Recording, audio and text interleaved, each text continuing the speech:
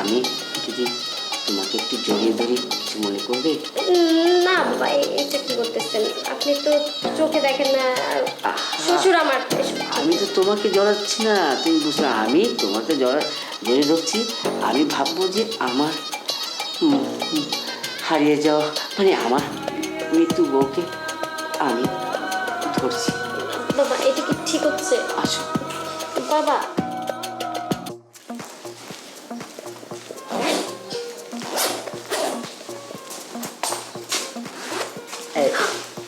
কি যে করো না তুমি?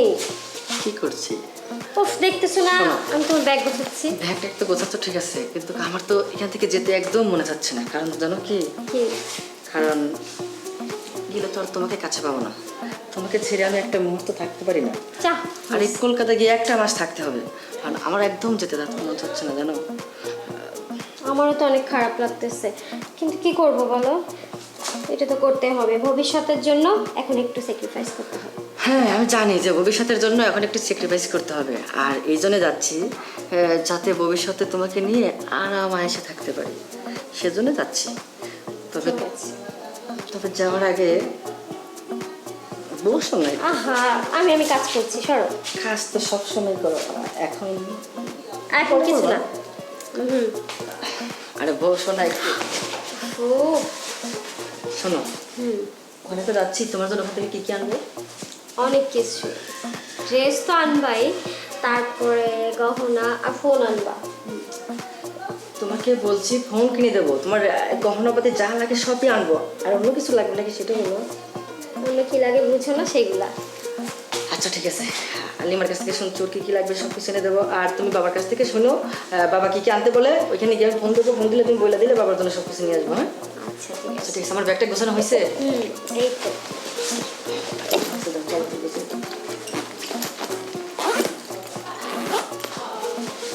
শোনো, আমি যে যাচ্ছি মনে করো, আমার জন্য তুমি কোনো সময় কোনো টেনশন ফিল করবে না। যদি তোমার আমার সাথে কথা বলার ইচ্ছে হয়, আমার সাথে ফোন দিয়ে কথা বলবে। আর সবচেয়ে বড় কথা যেটা, আমার বাবা কিন্তু চোখে দেখতে পায় না, সে একজন অন্ধ মানুষ। আর তোমাকে বলতে হবে না, তুমি এমনিতেই আমার বাবাকে অনেক ভালোবাসো, তারা যত্ন নেও। এই জন্য তোমাকে বেশি কিছু বলতে হয় না। তারপরেও আমি বলে যাচ্ছি যেহেতু আমি একটা মাস বাড়ি থাকবো। ঠিক আছে, কোনো টেনশন করো না। তোমার বাবা মানে তো আমার বাবাই, আমি তাকে নিজের বাবার মতো দেখি। সেটা আমি জানি, তুমি আমার বাবাকে নিজের বাবা মনে করো। আর শোনো, গিয়ে কিন্তু ভুলে যেও না, আবার ফোন টোন দিও। হ্যাঁ অবশ্যই, যদি তোমার সাথে সুন্দরী কাউকে পাই তাহলে তোমাকে ভুলে যাবো। ঠিক আছে, আমিও তাহলে হাঁটা দিব আরেকজনের সাথে, বুঝি। নরেশ, এই বাবা। নরেশ, বাবা। নরেশ, শুনলাম তুই কলকাতা যাচ্ছিস। হ্যাঁ বাবা, কলকাতা যাচ্ছি, তোমাকে বললাম না ওই যে আমার একটা ব্যবসার কাজে কলকাতা যেতে হচ্ছে। যাই হোক, বেশি দিন থাকতে হবে না, মাত্র একটা মাসের জন্য যাচ্ছি।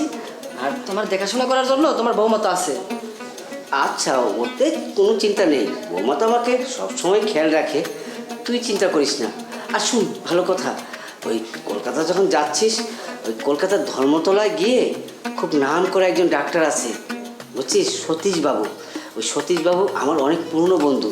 তুই যদি পারিস তার সাথে একটু দেখা করিস, আমার চোখের ব্যাপারটা, উনি কিন্তু চক্ষু ডাক্তার, আমার চোখের ব্যাপারটা একটু আলাপ পারিস। হ্যাঁ বাবা, ওইখানে আমার একটা বন্ধু আছে, ওর সাথে আমার কথা হয়েছে। আমার ডাক্তারের বাবুদের আমি ওর সাথে কথা বলছি। ও বলছে তুই এখানে আস, তারপরে ওর সাথে যোগাযোগ করে দেবো। আর তুমি গেলে চিন্তা করো না, আর তোমার ওষুধগুলো ঠিক মতো খেয়ে বাবা। হ্যাঁ আচ্ছা আচ্ছা, তুই তুই তোর শরীরের দিকে খেয়াল রাখিস, কেমন? হ্যাঁ বাবা, আমি আমার দিকে খেয়াল রাখবো। আমাকে নিয়ে তোমার চিন্তা করতে হবে না। আর তোমার যখন যা লাগে তোমার বৌমার কাছে বলবে, সে তোমাকে ব্যবস্থা করে দিবে বাবা। হ্যাঁ আচ্ছা আচ্ছা, বৌমা, জি বাবা বলে। নরেশের ব্যাগগুলি কি রেডি করে দিয়েছো? হ্যাঁ হ্যাঁ দিয়েছি বাবা, আপনি টেনশন করবেন না। আচ্ছা, ওর খাবারটা একটু দিয়ে দিও, কলকাতা যাবে, সে তো প্রায় 12 ঘন্টা লাগবে উড়িষ্যার থেকে যেতে। তুমি এক কাজ করো, ঠিক যাতে ট্রেনে কিছু খেতে পারে সেই ব্যবস্থা করে দিও। বাবা আপনার বলতে হবে না, সব আমি ব্যাগে দিয়ে দিয়েছি। হ্যাঁ বাবা, তুমি এত টেনশন কেন করো? আর এখন কি সেই যুগ আছে? তোমাদের যুগ আর এখন নেই। এখন আর খাবার বাড়ি থেকে টেনে নেওয়ার দিন নেই। এখন যেখানে সেখানে রেস্টুরেন্ট আছে, আমি খেতে পারবো। তোমার আমার খাবার নিয়ে চিন্তা করতে হবে না। তুমি ঠিক মতো খাওয়া দাওয়া করো। থাকো, আমি তাহলে আসি। হ্যাঁ বাবা, নিজের দিকে খেয়াল রাখো। আচ্ছা ঠিক আছে, ঠিক আছে, আচ্ছা ঠিক আছে, যা আসি। হ্যাঁ আসো, পৌঁছে ফোন দিও। বাবা আপনি একটু টেনশন করবেন না, আমি তো আপনাকে নিজের বাবার মতোই দেখি। আপনার যখন যা লাগবে আমাকে বলবেন শুধু। হ্যাঁ আমি তো জানি তুমি আমার দিকে খেয়াল রাখবে। হ্যাঁ আচ্ছা, বাবা। আর শুনো, আমাকে রাতের বেলা একটু গরম পানি দেবে। কদিন যাবত গলাটা কেমন খুসখুস করছে, আর তুলসী পাতা কি আছে আমাদের এখানে? হ্যাঁ বাবা, আমাদের গাছটাই রয়েছে, আমি দিব, চিন্তা করবেন না। আচ্ছা ঠিক আছে, আমি একটু বসবো। জি জি বসেন, আমি আপনাকে বসিয়ে দিই। বসেন বাবা, বসেন বসেন, এখানে বসেন। বৌমা, জি। তুমি একটু বসো, তোমার সাথে একটু কথা বলি। বাবা অনেক কাজ আছে তো, আমি কাজ সারি পরে বসবো না। আহা, কাজ ছাড়বা, কাজ তো করবি, কিন্তু কথাটা খুব জরুরি, তোমাকে বলার দরকার আছে। জি বাবা বলেন। শুনো, আমি কখন কোন সময় চলে যাই ঠিক নেই। জি বাবা, এসব কথা বলতে হয় না, এসব মোটেও বলবেন না। বৌমা, এই দিনেতে যারাই আসছে তারা কিন্তু থাকতে পারেনি, চলে গিয়েছে। আমার তো যেতে হবে, এটি সত্য কথা। তার আগেও তোমাকে যেটা বলতে চাচ্ছিলাম, শোনো, আমার ওই ওয়ার্ড্রপের মধ্যে পুরো বাড়ির দলিলটা আছে, আমাদের আশেপাশে যা জায়গা সম্পত্তি আছে সব দলিল আছে। আমাকে তুমি ওই দলিলটা রাতে এনে দিও, ঠিক আছে? জি বাবা, আর কিছু?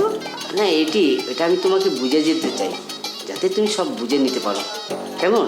জি বাবা। আর বোমা, আরেকটা কথা, তুমি কিন্তু তাই দিনে দিনে খুব সুন্দর হয়ে যাচ্ছ, আর তোমাকে খুব ভালো লাগছে। জি বাবা, মানে আমি সুন্দর হয়ে যাচ্ছি? আপনি তো চোখে দেখতে পান না, দেখছেন কিভাবে? বৌমা, তুমি যে কি বলো, হ্যাঁ? এতটা বছর এই বাসায় আমি থাকছি, তুমি আমার সামনে প্রতিদিন আসছো, যাচ্ছ, খাওয়াচ্ছ, তো সেই দেখি তো একটা অনুভূতি আসে যে তুমি কেমন হতে পারো। সেই কারণেই বললাম, তুমি অন্য কিছু মনে করো না বৌমা।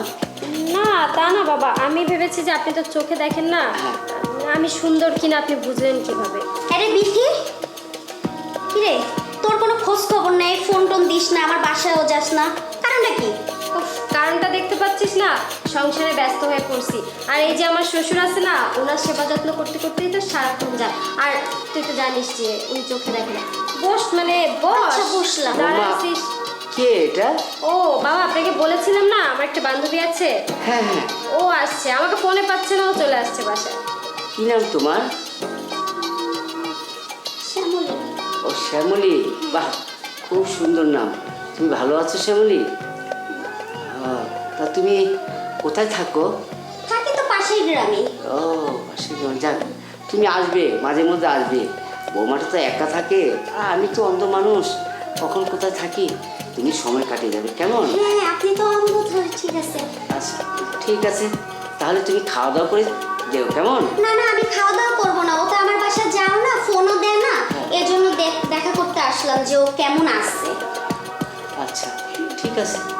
ও তো বৌমা, হ্যাঁ, তো কিছু খাওয়া দাওয়ার না না, ও ব্যবস্থা তো করো। থাকবে, আজকে থাকবে। না না, আমি খাওয়া দাওয়া করবো না, থাকবো না, আমি একটু মার্কেটে যাবো, বুঝছিস? এই তাহলে কারণে আসলি তোদের কেন? বাসায় আসলাম, এই রাস্তা দিয়ে শোন, যাচ্ছি। আসছিস যখন বস, আমরা একসাথেই যাবো। না না, আমি একাই যাবো, আমার একটু তাড়া আছে, বাসার থেকে কিন্তু বলে আসছি। আহা, আসছো যখন একটু খেয়েই যাও না কিছু। না না, আমি কিছুই খাবো না, খেয়ে আসছি। আচ্ছা ঠিক আছে, তাহলে কিরে, আমি যাই, হ্যাঁ? আমার আবার সময় কম। বসলে ভালো হতো না? না না, আমি বসবো না। যা তাহলে। আচ্ছা, তুই যাইস কিন্তু, হ্যাঁ? আচ্ছা দেখবো নে। আচ্ছা, গেলাম। আর শুনো শ্যামলী, তুমি মাঝে মধ্যে এসো, কেমন? বুঝলাম না, আমার বান্ধবীটা আসলো এভাবে চলে গেল কেন? সেটি তো কথা। আগে তো এরকম ছিল না বাবা, কি আচ্ছা। যে হইলো? আচ্ছা যাক গে বৌমা, তোমার শাশুড়ি আজকে 10টা বছর হলো ইহলোকে চলে গেল, আমাকে একা ফেলে। সেই থেকে আমি একা, অনেক সময় মাথা ব্যথা হয়, শরীরে অনেক জায়গায় যন্ত্রণা করে। কি যে বলবো, বউটা থাকলে তো আমাকে সেবা যত্ন করতে পারতো। আর তোমাকে বা কীভাবে বলি, তুমি ছেলের বউ। এই যে ধরো না, আমার মাথা ব্যথাটা এখন অনেক বেড়ে গিয়েছে। ওহো বাবা, আপনি এমন কথা বলতেছেন, আমি মনে হয় আপনার পর। শুনেন না, আপনি একটু দুঃখ পাবেন না, শাশুড়ি চলে গেছে তো কি হয়েছে, কোনো অসুবিধা নেই। এই যে আমি আছি, আপনার ছেলে আছে, আর আমি তো সারাক্ষণ আপনাকে সেবা যত্ন করি। আপনি বলেন, হ্যাঁ আমি একটু মাথা টিপে দিচ্ছি। তাহলে বৌমা, হ্যাঁ। মাথাটা জি। আপনার যখন যেটা লাগবে বাবা আমাকে বলবেন, আপনি এত সংকোচ বৌমা, করেন। এই দিকটা দাও, এই দিকটা। জি।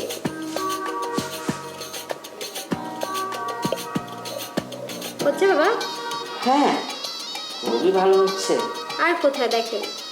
দাও, তুমি এই নিচটার দিকে দাও। জি জি, এখানে বাবা। হ্যাঁ। জি। ও বৌমা জি বাবা। একটু সামনে দাও। জি বাবা। বৌমা, জি। ভালো লাগছে, এই দিকটা তো। এদিকটা বাবা মানে একটু সোজা হন। আমি তো দেখি না, আমাকে বলো কখন কোন সময় হাত পা চলে যায়, বুঝে মুশকিল কোথায় যায়। আচ্ছা বাবা, তাহলে চলেন আপনাকে আপনার ঘরে দিয়ে আসি। আহ হ্যাঁ চলেন, আপনাকে আপনার ঘরে দিয়ে আসি। বৌমা, আরেকটা কথা বলছি। জি বলেন। ওই যে আমার যে পাশের বাড়িটা যেটা ভাড়া পাই, হ্যাঁ, ওই বাড়িটা আমি তোমাকে দিয়ে দেবো। দলিলটা এই কারণে আমি তোমার বলেছিলাম দলিলটা রাখতে এলাম, ওই বাড়িটা তোমার নামে আমি দিয়ে যাবো। কি বলেন বাবা, বাড়িটা তো অনেক বড়, আর ওটা তো মিনিমাম কয়েক কোটি টাকা হবে। আপনি আমাকে দিয়ে দিবেন? হ্যাঁ, তুমি আমার একমাত্র বৌমা, আর কেউ আছে? কেউ তো নেই, তোমাকে আমি দিয়ে যাব। তবে বৌমা, তুমি আমাকে একটু ভালো করে সেবা যত্ন করো, ঠিক আছে? বাবা আমি তো বিশ্বাস করতে পারতেছি না, কয়েক শত কোটি টাকার বাড়ি, ওটা আমার। হ্যাঁ। বাবা আপনার যখন যা লাগবে আপনি আমাকে বলবেন, আপনার সব রকম সেবা আমি করতে রাজি আছি বাবা। সত্যি কথা বলছো? জি বাবা। তাহলে বৌমা, আমি যদি তোমাকে একটু জড়িয়ে ধরি, কিছু মনে করবে? না বাবা, এটা কি করতেছেন আপনি? তো চোখে দেখেন না, আর শ্বশুর আমার এসব। আমি তো তোমাকে জড়াচ্ছি না, তুমি বুঝছো, আমি তোমাকে জড়িয়ে ধরছি। আমি ভাববো যে আমার হারিয়ে যাওয়া, মানে আমার মৃত্যু বউকে আমি ধরছি। বাবা এটা কি ঠিক হচ্ছে? আসো। দেখি তোমার ভাই। বাবা! খোকা, এই মানে দেখো, তোমার বাবাই আমার সাথে জোরাজুরি করছে, আমি কিছু করিনি। সেটাই তো, আমার বাবাই তো তোমার সাথে দৌড়াদৌড়ি করছে, সেটা তো আমি নিজের চোখে দেখলাম। যদি আমার ভাইটা আমি এখানে রেখে না যেতাম, তাহলে দৃশ্য নিজের চোখে দেখতে পারতাম না। ও, তার মানে আমি না থাকলে তোমাদের দুজনের মাঝখানে এগুলো চলে? আর বাবা, তুমি নাকি অন্ধ? তার মানে তোমার মনে এগুলো চলে? তোমার চিকিৎসার জন্য আমি কোথায় কোথায় কোথায় কোথায় না গেছি, কত লোকের হাতে পায়ে ধরছি, যাতে আমার বাবা পৃথিবীর আলো একটু দেখতে পারে। আর আমার বাবা, আরে তার পৃথিবীর আলো দেখার কি দরকার? সে তার ঘরের মধ্যে তার ছেলে বউয়ের আলো দেখে তো কুল পায় না, পৃথিবীর আলো কি দেখবে? আমি তো কিছু দেখতে পারি না, আর কিছু বুঝতে পারছি না। কি বলছিস? বৌমা আমাকে একটু বললো, মাথাটা ব্যথা আমার, হ্যাঁ, ধরে দিয়েছিল। তুই কি দেখলি? এটাই তোমার মাথা ব্যথা, তাই না? অনেক ভালো করেছো বাবা। একটাবার ভাবছো তুমি যে নিচে কাজটা করছো, এই কথা আমি নিজের মুখে বলতেই শরম পাচ্ছি। এই কথা দুজন মানুষের কাছে আমি কি করে বলবো? আর এই কথা যদি কেউ জানতে পারে, তাদের কাছে বোন আমি মুখ কি করে দেখাবো? আর আরে তুই এই কাজটা করার আগে একবারও ভাবলি না যে স্বামী তোকে এতটা ভালোবাসে, নিজের জীবনে থেকে তোরে বেশি ভালোবাসে, সেই তুই কি করে পারলি নিজের স্বামীকে ঠকাতে? দেখো তুমি যেটা ভাবতেছো ওরকম কিছু না। শোন শোন বাবা, বাদ দিয়ে এগুলি। আমি বৌমাকে বলেছি আমার যে দলিলপত্রগুলি আছে, আমি সুন্দরভাবে সেটা দেখেছি গতকালকে, এবং সইও করে দিয়েছি সমস্ত কিছু পড়ে, ঠিক আছে? তুই এইগুলির মালিক হয়ে যাবি, তুই আর অন্য কিছু মনে কিছু করিস না। কি দলিল পাত্র তুমি দেখে সই করে দিয়েছো? মানে তুমি কি চোখে দেখতে পাও না? না, আমি তো চোখে 3 মাস আগে ভালো হয়ে গেছি, তাই এটা বলি নেই। তার মানে তোমার চোখের আলো ঠিকই আছে, অথচ তুমি এতদিন আমাদের সাথে নাটক করছো। বাহ বাবা বাহ!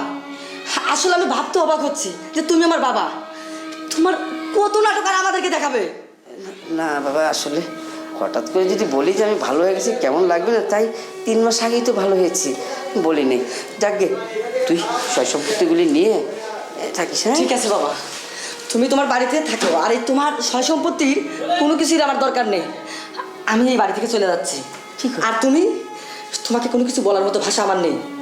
তুমি আজকে যে কাজটা আমার বাবার সঙ্গে করছো, আরে তোমাকে কি শাসন করবো আমি? আর সে তো আমার বাবা, তাকে তো কিছু বলার মতো আমার নাই। কোনো ছেলে কি পারে তার বাবাকে শাসন করতে? আজ আমার বাবা যে কাজটা করছে, সে কাজটা যদি আমি করতাম, তাহলে যে লোকটা, যে আমার বাবা, ওনাকে বাবা বলতে এখন আমার ঘৃণা হচ্ছে। তার শাসন করার অধিকার ছিল আমাকে, কিন্তু আমি তো তাকে শাসন করতে পারবো না, কারণ তিনি আমার জন্মদাতা পিতা। আর তোমার সাথে কথা বলতে আমার ঘৃণা হচ্ছে, তাই তোমাদের দুজনকেই আমি ছেড়ে দিয়ে যাচ্ছি। ভালো থেকো। শোনো নরেশ, নরেশ, বাবা, ও তো চলে গেল, আপনার ছেলে তো চলে গেল, এখন কি হবে আমার?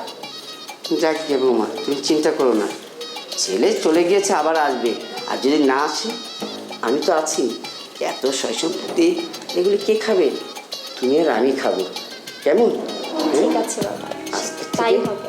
আজকের থেকে তুমি আমার খেয়াল রাখবে, আমি তোমার খেয়াল রাখবো।